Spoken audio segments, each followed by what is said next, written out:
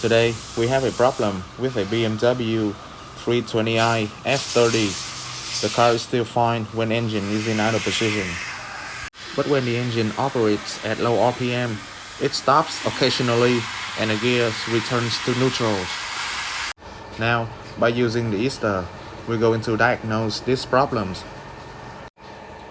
As you can see, there are misfires as in the 3, 4 and 1. Also, the ECU recognizes these rough running values are different from each other. After a while, we can see that the misfire is still present, but now it only occurs in cylinder 1 and 3. After diagnosed, let's work out what's wrong with this car. Before fixing our problems, let's take a look at the basics of the misfiring. There are plenty of reasons to increase rough running values, such as the ignitions, the excess air, the mixture deviation, the fault in fuel supply, or the insufficient compression pressure. The misfire detection system records the engine speed and can therefore detect poor combustion in a particular cylinder.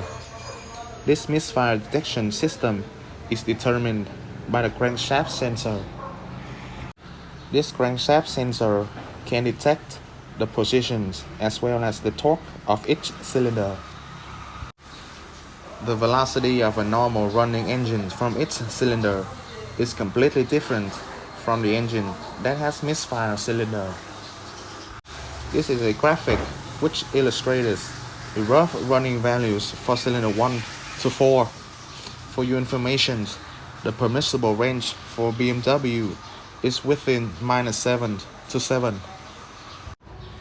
If these values are exceeded for a specific number, a fault is stored for each faulty cylinder detected. According to the graphic, we can see the blue line, which represents cylinder 1, is slightly higher than 7. This is how the ECM recognized misfire in cylinder 1. As we can see in the live data, the amount of air mass is above average.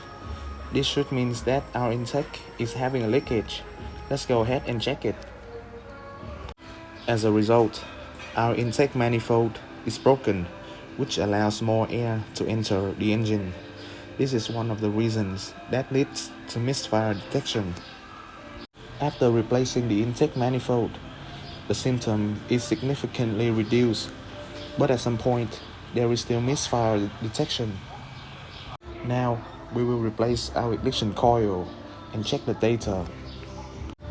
After some checking and replacement, we will rotate the car at low RPM to see if the engine turned off itself or not. As we can see, the engine is running properly now. Overall, this misfire is related to the air mass and bad ignition coil when the engine is loaded.